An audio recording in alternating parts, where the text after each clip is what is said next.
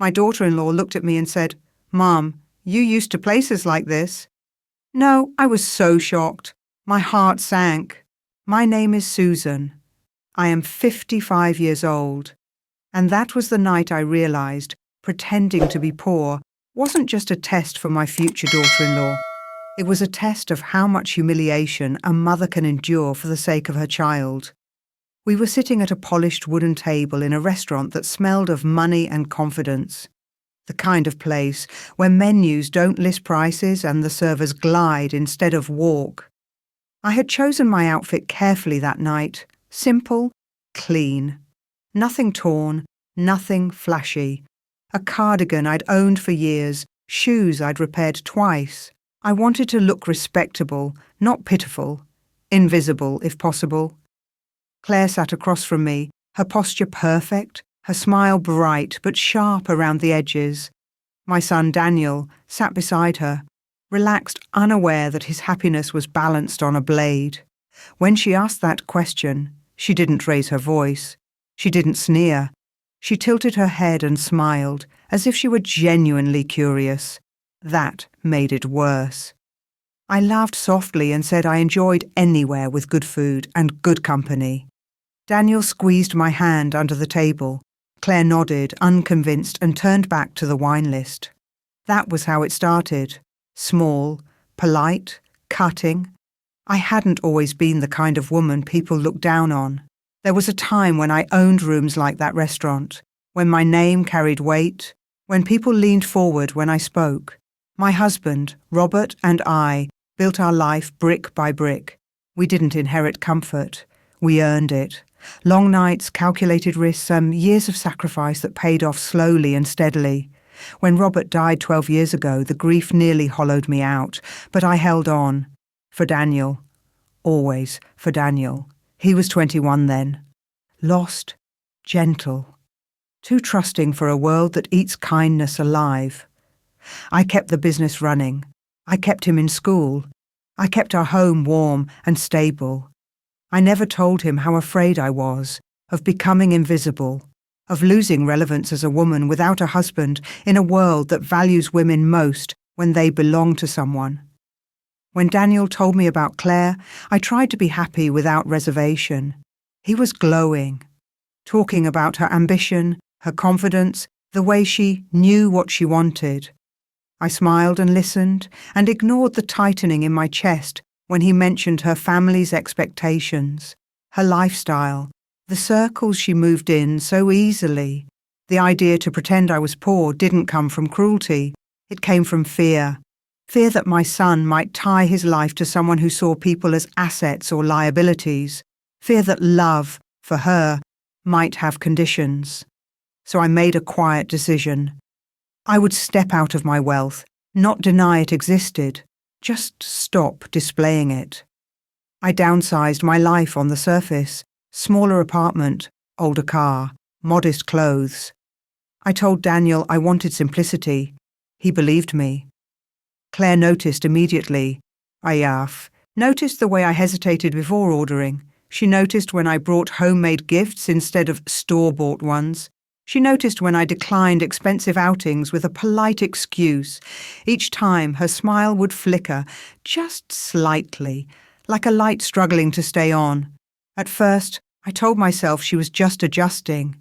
New family dynamics can be awkward, but awkwardness doesn't explain the way she corrected my pronunciation in front of friends, or how she laughed when I mentioned clipping coupons, calling it vintage, or how she introduced me as Daniel's mum without my name, as if I were a footnote. Daniel didn't see it, or maybe he didn't want to. Love has a way of blurring sharp edges. When I hinted at my discomfort, he brushed it off gently. "She's just nervous, Mom. She wants you to like her." I nodded and swallowed my words, because I knew if I pushed, I would become the problem. The engagement announcement came sooner than I expected. Claire insisted on hosting dinner at a place that made my chest tighten the moment I looked it up. I considered declining. I almost did. But a voice inside me whispered that this was important, that this night would matter. So I went. The question about whether I was used to places like this was only the first crack. Throughout the evening, Claire spoke about the future like it was a checklist. Houses, schools, vacations. She talked about standards and compatibility and aligning values, glancing at me just long enough to make sure I understood what she meant. When the bill came, she didn't ask if I wanted to contribute. She slid it toward herself with a gracious smile and said, "Don't worry, Susan. We've got this." The word "this" felt heavy, like a boundary I hadn't agreed to. I thanked her. My voice didn't shake. Inside, something did. Later that night, alone in my small apartment, I sat on the edge of my bed and stared at my hands. Hands that had signed contracts worth more than that dinner. Hands that had built a life now reduced to a quiet experiment. I wondered if I had gone too far, if I was hurting myself more than I was protecting my son. But deep down, I knew the truth was still unfolding. Tests don't end when they get uncomfortable. They end when the truth is undeniable. And Claire was just getting started. The next morning, I woke up with the strange heaviness that comes after pretending too hard for too long, like my body knew I had been holding myself in a shape that wasn't natural. My apartment was quiet, the kind of quiet that amplifies your thoughts until they echo.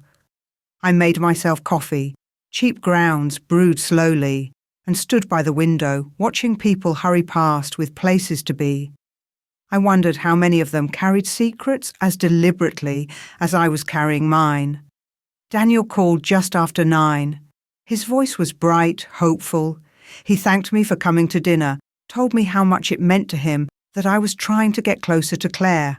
I told him I was happy for him, and I meant it. Loving him had always meant learning how to hold joy and worry in the same breath. When he hung up, I sat down and pressed my fingers to my temple, already tired, already bracing for what I knew was coming next. Over the following weeks, Claire began to involve me more, but not in the way a daughter-in-law includes a future mother. It felt more like an inspection disguised as kindness. She invited me to coffee, then suggested places that made me visibly uncomfortable. She asked questions about my finances wrapped in concern. "Are you doing okay on your own?" she asked once, eyes soft, voice syrupy. It must be hard, adjusting to a simpler life. I nodded and told her I was managing. The truth stayed tucked behind my teeth. Tasting bitter, she started making suggestions about budgeting, about moving even smaller, about how some people don't need much to be happy. Each suggestion landed like a quiet verdict. Daniel listened, nodded, smiled. He trusted her instincts. I watched my son slowly accept a version of me that wasn't real, and it hurt in a way I hadn't anticipated. Pretending to be poor was one thing. Pretending to be less in my own child's eyes was another. One afternoon, Claire asked if I could watch her dog for a weekend while they went out of town. I agreed without hesitation. I've always believed love shows itself in small acts. When she dropped the dog off, she handed me a list of instructions longer than my arm and glanced around my apartment with thinly veiled disapproval. "It's cozy," she said, the way people say it when they mean cramped. Then she added, "Just be careful with the furniture. Some dogs can be destructive." Her eyes flicked to my sofa, as if calculating how replaceable it was. That weekend, I sat on the floor with the dog's head in my lap, listening to the hum of the refrigerator and wondering when kindness started to feel like submission. I thought about Robert, about how proud he would have been of the life we built, and how angry he would be if he saw me now, shrinking myself for someone else's comfort. I told myself to stay the course. Truth, I reminded myself, reveals itself over time. The real shift came when Claire began talking about the wedding. Not the vows or the people, but the optics. She mentioned venues I'd never heard of and guest lists that made my chest tighten. She talked about colours and themes and the kind of crowd she wanted. When I asked, gently, If she had thought about including family traditions, she smiled tightly and said, "We're aiming for something elevated." I nodded, my throat aching. At one point, she took me aside and lowered her voice. "Susan, I hope you don't feel pressured," she said, her hand resting lightly on my arm. "Weddings can be expensive, and I know not everyone can contribute. Your presence is more than enough." Presence. As if that was all I had left to give. I thanked her again, because that had become my reflex. Daniel noticed my silence later that night. He asked if something was wrong. I told him I was just tired. He kissed my forehead, the way he did when he was a boy, and for a moment, I almost broke. I almost told him everything, but I didn't, because I needed him to see her clearly, without my interference, without my warnings muddying the truth. The invitations went out. Mine arrived last. I could tell because the envelope looked different, simpler, thinner. Inside was a note from Claire, handwritten but impersonal, thanking me for understanding their vision and assuring me that seating had been arranged thoughtfully. Thoughtfully, I wondered where I would be placed. Near the back, perhaps, out of the photographs. At a family gathering shortly after, Claire introduced me to her relatives with a bright smile and said, "This is Daniel's mom. She lives very simply now." Lives very simply. The words followed me all evening, clinging like a label I hadn't agreed to wear. Her aunt smiled politely and asked if I enjoyed retirement. I said yes. I said I had everything I needed. Both statements were true, and neither told the whole story. As the months passed, Claire's patience with me thinned. She corrected me more openly. She sighed when I asked questions about the wedding plans. Once, when I offered to help with decorations, she laughed lightly and said, "Oh, Susan, you don't need to worry about that. We've hired professionals." Professionals, as if care itself needed credentials. The breaking point came on a quiet Sunday afternoon. Claire invited me over while Daniel was out. She said she wanted to talk. I arrived with a loaf of homemade bread, something I had always given with love. She took it, thanked me, and set it aside without looking at it. We sat across from each other in her immaculate living room, and for the first time she dropped the softness. "I think it's important to be honest," she said, folding her hands. "Daniel is building a future that requires stability. I worry that your situation might become a burden." The word hit me like a slap. Burden. I felt my pulse in my ears. She went on, talking about care later in life, about expectations, about how planning ahead was responsible. Listened. My face calm. My insides burning. When I left her house, the sun felt too bright. I sat in my car and stared at the steering wheel until my hands stopped shaking. The test had reached a point of no return. Claire had shown me who she was when she thought I had nothing to offer but potential inconvenience. That night, I opened my laptop and looked at documents I hadn't touched in months. Deeds, accounts, proof. Not to threaten, not to boast, but to prepare. Because the truth, once revealed, has consequences. And I was done pretending I didn't deserve to be seen. The first time I heard her say the word burden, it echoed in my head long after the sound of her voice disappeared, settling into places inside me that had once been reserved for love and patience. I didn't cry that night. I sat very still, as if any movement might cause something fragile inside me to shatter. When dawn came, pale and unforgiving, I knew the test was no longer about observing. It was about deciding how much truth I was willing to carry alone. I began to notice how carefully Claire curated her compassion. In public, she was attentive, gracious, almost radiant. She praised me loudly for my resilience and my simplicity, words that sounded like compliments until you listened closely enough to hear the condescension woven through them.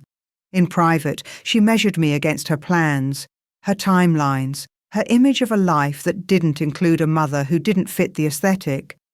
Daniel remained the same, loving, trusting, hopeful. That constancy made everything harder. I watched him build his future with a woman who saw my presence as a problem to be managed, and I wondered if loving him meant letting him make a mistake I could already see the cost of. One evening, Daniel invited me to dinner at their place. He said Claire wanted to clear the air. I arrived with cautious optimism, my heart a tight knot of hope and dread. The apartment was immaculate, the table set carefully, every detail arranged with intention. Claire greeted me warmly, kissed my cheek, poured wine. For a moment, I thought maybe I had misjudged her. Maybe stress had sharpened her edges.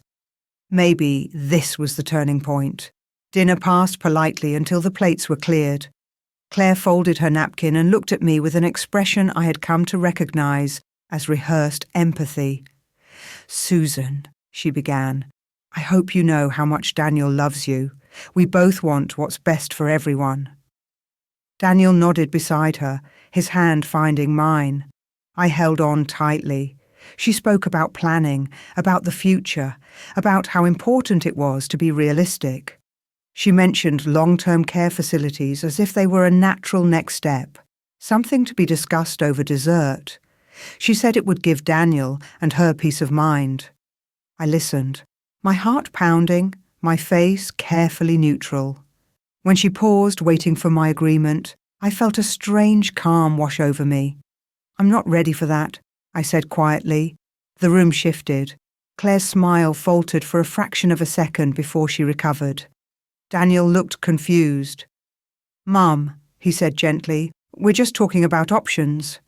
"I understand," I replied, "but I'm capable of making my own decisions."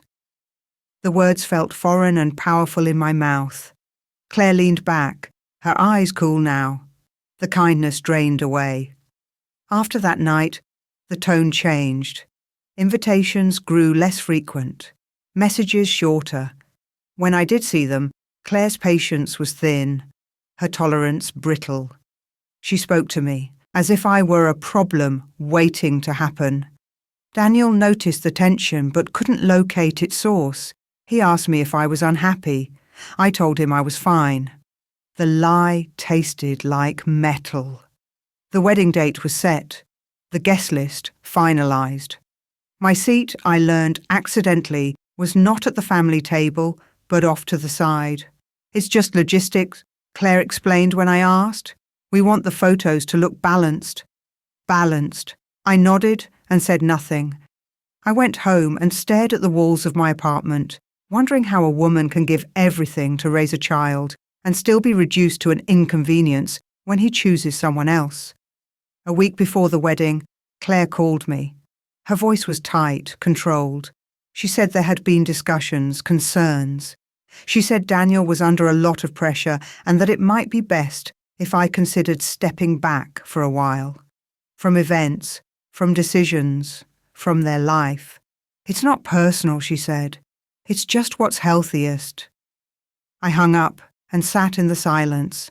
Something in me broke then, clean and final. I realized that the test had already given me its answer. Claire didn't just judge people by what they had. She sought to manage and minimize anything that threatened her control. And Daniel, for all his goodness, was being shaped by her fear. That night, I took out the folder I had prepared. I laid out the documents on my table like pieces of a life I had hidden. Property deeds with my name alone, business accounts still thriving, legal papers that told a story very different from the one Claire believed. I didn't feel triumphant. I felt tired and sad and resolved. I asked Daniel to meet me for coffee the next day, just the two of us. He arrived smiling, unaware of the storm gathering behind my calm. We sat, and I told him I loved him. I told him I was proud of him. I told him I trusted him. Then I told him there were things he didn't know about me, about my life, about what I had chosen not to show. He listened, his brow furrowing. I didn't reveal everything. Not yet. I only told him that I was not as fragile as Claire believed, and that being treated like a burden was something I would not accept. His eyes filled with confusion and something like guilt. He said Claire didn't mean it that way. I nodded. I said I hoped he was right. As the wedding approached, the air grew heavier. Claire became colder. Daniel became quieter. I stood on the edge of a truth that would change everything, wondering when the right moment would come. I had learned who Claire was when she thought I had nothing. Soon she would learn who I was when I stopped pretending. The morning after the wedding, my phone stayed silent for hours, and in that silence, I felt the weight of what I had done settle into my bones. Truth, once released, doesn't rush to resolve itself. It lingers. It rearranges. It forces people to choose what to hold on to and what to let go of. I sat at my kitchen table, the same small table I had eaten at alone for months, and wondered which way my son would turn. When Daniel finally called, his voice sounded older, quieter. He didn't accuse me. He didn't apologize. He asked me to come over. Claire wasn't there when I arrived. Her absence was deliberate. I could feel it in the careful way Daniel spoke, in the way he avoided my eyes as he poured coffee. We sat across from each other, mother and son, the space between us heavy with things unsaid. He told me the night before had been complicated. He said people had asked questions. He said Claire felt blindsided. I never meant to humiliate her, I said. I meant to tell the truth. He nodded slowly. I know, I didn't realize how much you'd been holding back. Or why. So I told him everything. I told him about the comments, the looks, the way my worth seemed to shrink the less I appeared to have. I told him about the word burden, and watched his face change as the weight of it landed. I told him I had pretended not to hear things that cut deeply because I didn't want to poison his happiness. My voice shook, but I didn't stop. When I finished, he sat in silence for a long time. Then he said something that broke my heart in a new way. I should have seen it. I reached for his hand. You weren't looking for cruelty. That's not a flaw. He squeezed my fingers, tears finally slipping free. That afternoon Claire called, not to apologize, to explain. She said she felt exposed, that my speech had made her look heartless. She said she grew up believing stability meant safety and that anything less was a threat. She said she didn't realize how her words sounded. I listened. I didn't argue. Understanding someone doesn't require excusing them. I need boundaries, she said finally. I need to know this won't happen again. Boundaries are healthy, I replied. So is respect. The days that followed were tense. Daniel moved between us, trying to keep the peace, carrying more weight than he should have had to. Claire withdrew, becoming cool and controlled. She spoke to me politely now, carefully, like someone walking through a room full of fragile things. The warmth was gone, replaced by calculation. Then came the paperwork. A week later, Daniel mentioned casually that Claire wanted to revisit their financial arrangements, joint accounts, property planning, prenuptial terms they had rushed through before the wedding. He said it like it was practical, sensible. I recognized the shift immediately. Fear had taken root. That night, alone, I made a decision I had delayed. For too long, I called my attorney. I asked for a meeting, not to threaten, to protect. The meeting was brisk, efficient. Numbers were discussed, documents reviewed. I was reminded, gently, that my generosity had always been a choice, not an obligation. That my assets were mine and that transparency could be a gift or a weapon, depending on how it was received. I didn't sleep much that night. The confrontation came sooner than I expected.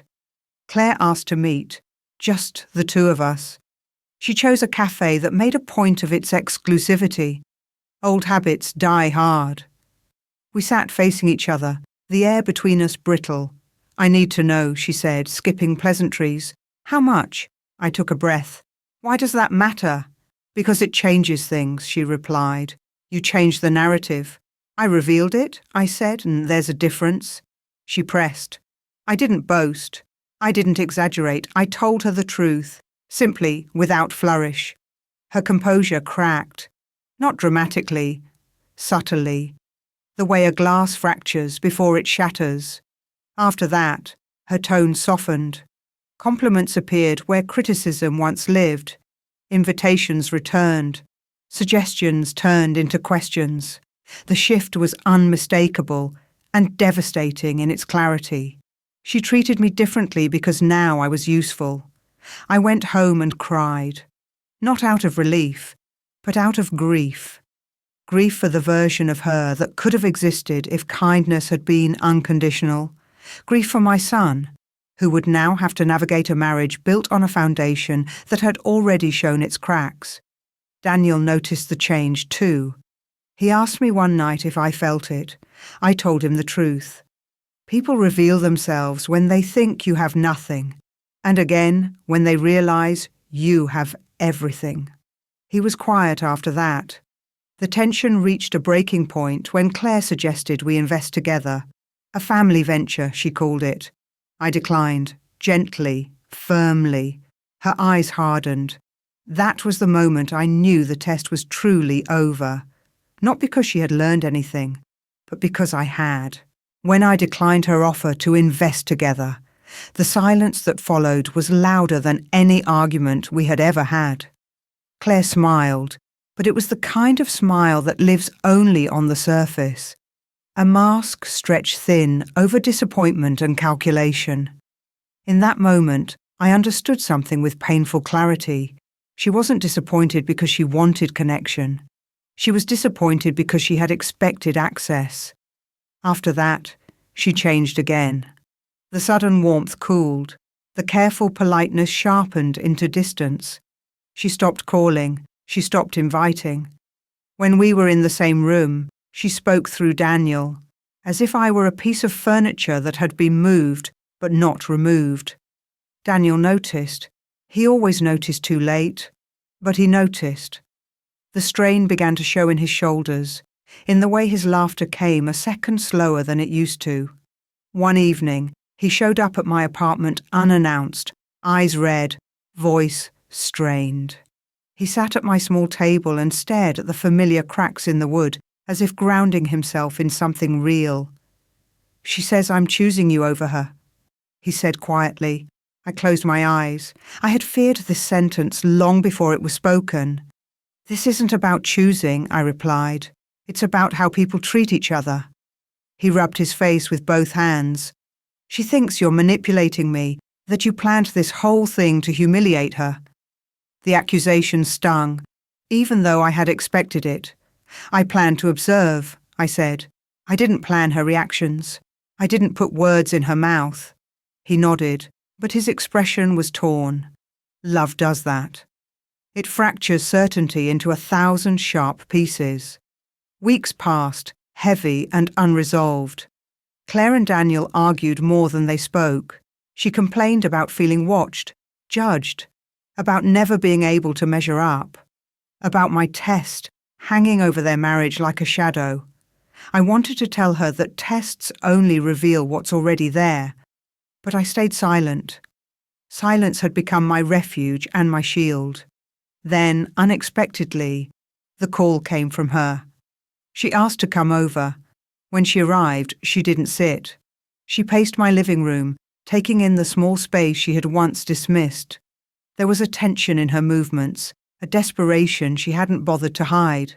She spoke quickly, defensively. She said she was under a lot of pressure, that expectations had been placed on her since childhood, that she was afraid of slipping, of losing control, of being judged the way she had judged others. I didn't know you were testing me, she said. If I had known, you would have behaved differently, I finished softly. That's the point. She stopped pacing. Our eyes met. For the first time, there was no performance, just fear. She asked me what I wanted. The question surprised me. I hadn't thought about it in those terms. I had been so focused on protection, on revelation, that I hadn't named my own desire, I took a moment. I want respect, I said. Not because of what I have, because of who I am. She nodded, tears pooling but not falling. She said she would try. The word try hovered between us, fragile and uncertain. For a while things improved. Superficially, she was careful, considerate, almost kind. But something fundamental had shifted. Trust, once cracked, doesn't repair cleanly. Daniel sensed it too. He began spending more time with me, asking questions he had never asked before, about my life, about my choices, about his father. He was reassembling his understanding of who I was, piece by piece. One night, he asked me if I regretted the test.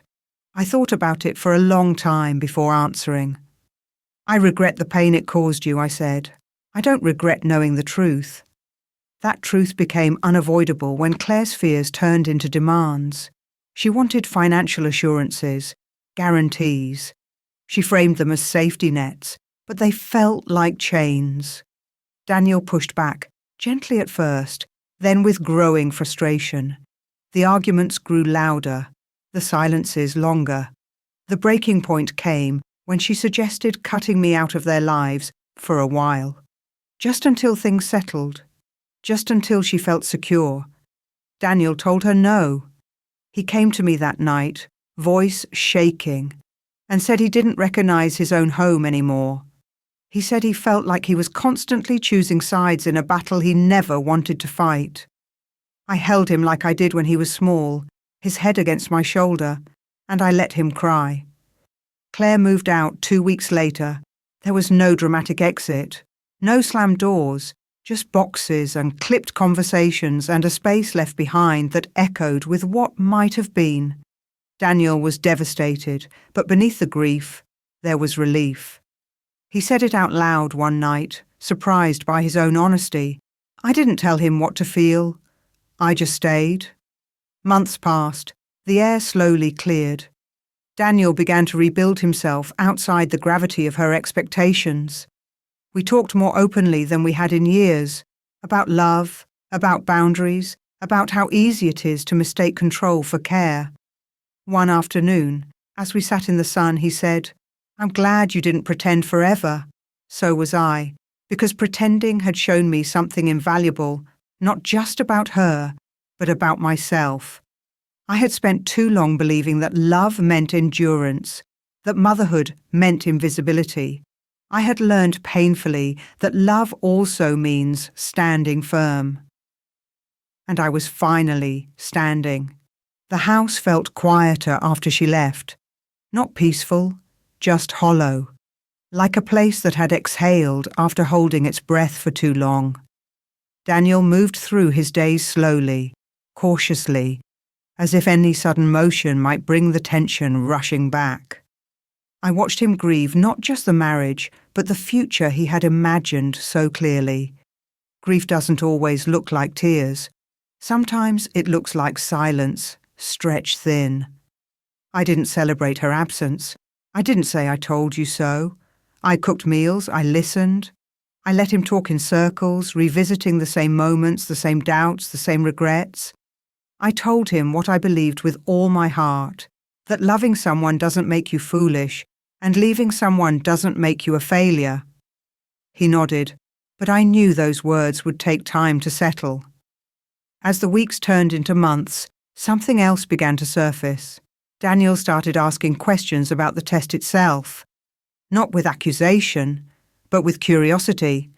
He wanted to understand what had pushed me to do something so drastic. One evening, as we sat on my small balcony, watching the sky dim into evening, I told him the truth I hadn't fully named before. I was afraid, I said, afraid you would build a life with someone who only valued you for what you could provide, afraid you would disappear into expectations that weren't yours. I paused, and I was afraid that if I showed you everything I had, you wouldn't believe me when I said it didn't matter. He looked at me then, really looked at me, and for the first time I saw him see me. Not just as his mother, not as an obstacle or a background presence, but as a woman who had lived, lost, and chosen again and again to protect him. "I'm sorry," he said softly, "for not listening sooner." Forgiveness came easily. It always had with him. What surprised me was how much forgiveness I needed to give myself, for shrinking, for enduring disrespect quietly, for believing that being a good mother meant being small. The test had ended, but its lessons lingered, reshaping how I moved through the world. I began to reclaim pieces of my life I had hidden, not loudly, not to make a point. I upgraded my apartment just enough to feel comfortable. I replaced the old car with something reliable and modest, not flashy. I wore clothes that fit me well, that reflected who I was now, not the woman I had pretended to be, and not the woman I used to be, but someone in between, grounded, clear. Daniel noticed the changes and smiled. "You look lighter," he said one day. I felt it too. Claire tried to reach out once more months later. A brief message, careful words. She said she hoped I was well. She said she wished things had gone differently. I read it twice and felt no urge to respond. Closure doesn't always require conversation. Sometimes it's simply the absence of need. As Daniel healed, he also grew. He took time before dating again. He talked openly about red flags, about boundaries, about how easily love can be shaped by fear. Watching him learn without bitterness was one of the quiet joys of my life. One evening, he asked me if I would ever tell this story to someone else. I laughed softly and said I didn't know. Stories like this carry weight. They demand honesty from the teller as much as the listener. But sitting there with the sun setting and my son beside me, I realized the story wasn't about pretending to be poor. That was just the surface. It was about worth, about how quickly people assign it, and how dangerously we can begin to believe them. I had learned that humility is a choice, but humiliation should never be. That generosity without boundaries invites harm. That love, real love, doesn't require you to disappear to keep the peace. The test had ended long ago, but the truth it revealed continued to ripple outward, shaping decisions, strengthening resolve. I no longer needed to prove anything to anyone. Not Claire, not society, not even myself. I had seen who people were when they thought I had nothing, and I had finally learned to live like I had always had everything that mattered.